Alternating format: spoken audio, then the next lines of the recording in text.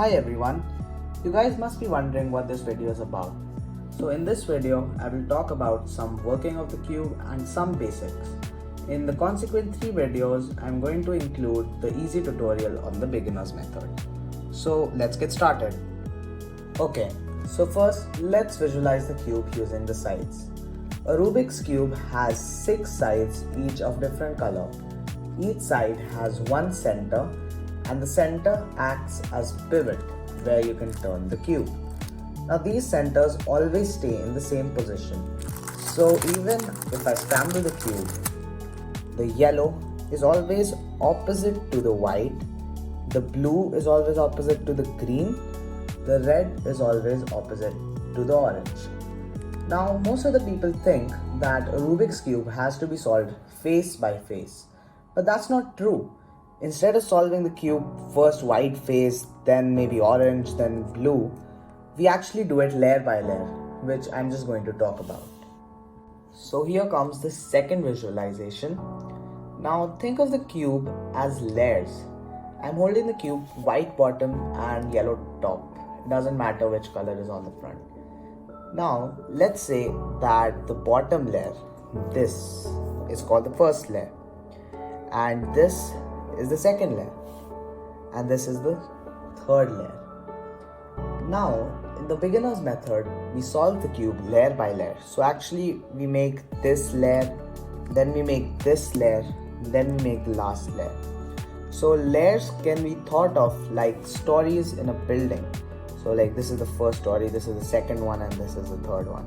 So just visualize the cube like this from now on. Now I'm going to talk about some components of a cube.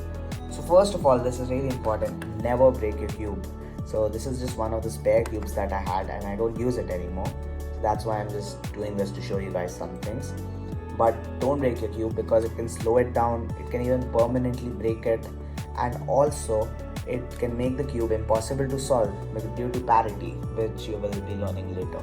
Okay, so now let's talk about the pieces. So first we have a corner piece. So a corner piece has 3 stickers. So you can see 1, 2, 3. Then we have an edge, which is 2 stickers, 1, 2. Then we also have a center. The center has exactly 1 sticker.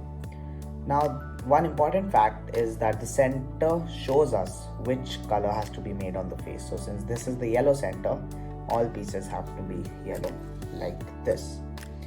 Now this is one really important fact as well. An edge cannot take the place of a corner. So no matter how much I scramble the cube, I can never swap the edge with any of the corner places. So this can never go here. You can also think about it logically. An edge has 2 stickers and this place requires 3 stickers.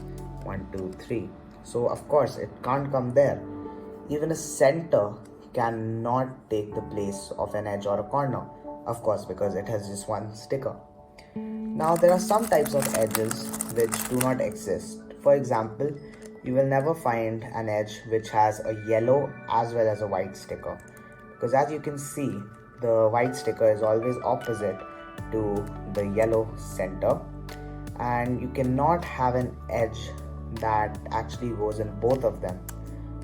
So like here we have a yellow and orange, and this goes here. So it can actually take place in both of them. But white is opposite, so of course we can't have it. Okay, now I know that I've talked about notations in my beginner method part 1, but I will just go over them briefly just to make them clear. So the cube can actually be turned in 6 different layers. So each layer can actually be rotated clockwise or counterclockwise. And also we can move the right, the left, the up, the down, the front, the back layer. Okay, now how do we actually show these movements, represent these? So of course we use notations. So notations are basically the initial letter of the word, of the face which we have to turn. So like if this is right, then we use R. This is left, we use L. This is up, so we use U. This is down, so we use D. This is front, so we use F. And for back, we use B. So now we also have a letter with an apostrophe or without an apostrophe. If it's with an apostrophe, it means right rotation clockwise of that layer. So R means right clockwise, and R prime means right counterclockwise. So R prime R with an apostrophe. Then we have L left clockwise, L prime left counterclockwise. We also have something called double turns. So again, initial letter with a 2 in front of it. So that means 2 like this. So U2 means up 2 times. So you can do it either clockwise or counterclockwise, it doesn't matter. Now I'll just give you guys an exercise for notations. So try doing this sequence. R, U, R prime, U prime.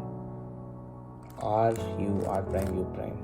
So if you just keep doing this 6 times, you'll actually end up with a solved cube. So if I keep doing this, I will end up with a solved cube. I think now you guys are ready to proceed to my cube solving video using the beginner's method. So I'm going to leave a link to that video in the description. Please like this video and subscribe. Thank you guys.